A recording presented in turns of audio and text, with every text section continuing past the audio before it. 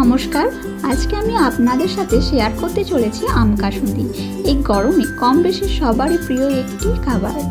আমি নিয়ে নিয়েছি 3 কেজির মতো আম। আমগুলোর খোসা ছাড়িয়ে নিয়ে এই রকম স্লাইস করে টুকরো করে নিয়েছি। দেখে নিন কীরকমভাবে স্লাইস করে টুকরো করে নিচ্ছি। ঠিক আমের আটির গা ধরে ধরে স্লাইসগুলো করে নিতে হবে।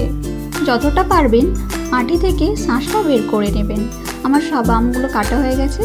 এবার ভালো করে জল দিয়ে ধুয়ে নেব, যাতে আমের এক্সট্রা কষগুলো খুব সুন্দরভাবে বেরিয়ে যায়। এরপর আমি এতে লবণ অ্যাড করব। লবণটা আমি নিয়েছি 4 চামচের মতন। আপনারা আপনাদের স্বাদ মতো লবণটা যোগ করবেন। এবার আমি ভালো করে পুরো আমটাকে মেখে নেব, যাতে করে এর থেকে এক্সট্রা জলটা বেরিয়ে যায়। এবার আমি আমটা কয়েক ঘন্টার জন্য রোদে রেখে দেব। এই আম কাসুন্দিতে লাগছে গোটা কালো সর্ষে, যেটা আমি বেশ 4-5 দিন ধরে রোদে দিয়ে নিয়েছিলাম। এর পরিমাণ আছে আমার 300 গ্রাম। এই সর্ষে যতদিন ধরে রোদ দেওয়া যাবে ততই কাসুন্দির ঝাঁঝ ঝাঁঝালো হবে। আমার গুঁড়োনো প্রায় কমপ্লিট হয়ে আসছে। এবার আমি এই সর্ষের গুঁড়োটাকে তুলে নেব। এবার আমি আমগুলোকে রোদ দিকে নিয়ে চলে আসছি। দেখুন কতটা পরিমাণে আম থেকে জল বেরিয়েছে। এই জলটার পরে কথা বলছি। এবার আমি গুঁড়ো করা সর্ষেটাকে চালুনিতে চেলে নেব। এতে করে সর্ষের যে খোসাটা এটা মুখে লাগবে না।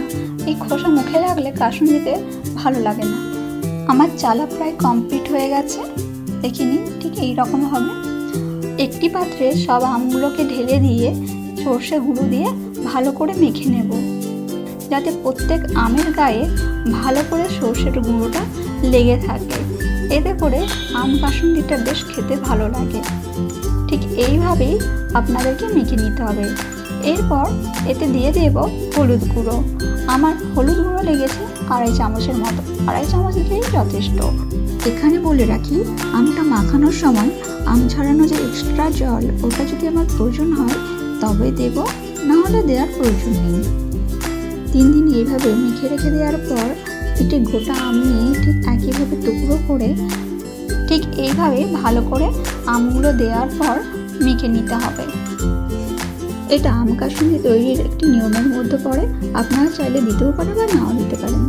এবার একটি পরিষ্কার শুকনো কাঁচের জারের মতো কাসুন্দিটা তুলে নিয়ে এটি আর রোদে দেওয়ার দরকার নেই, এভাবেই 7 দিন রেখে দিতে হবে। দেওয়ার পর আপনারা এটা ইউজ করতে পারেন। ভিডিওটি যদি আপনাদের ভালো লেগে থাকে অবশ্যই বাড়িতে একদিন ট্রাই করে দেখবেন। তার সাথে please subscribe, like and share করে আমার চ্যানেলটির পাশে থাকুন। দেখা হচ্ছে পরে একটি নতুন ভিডিও নিয়ে।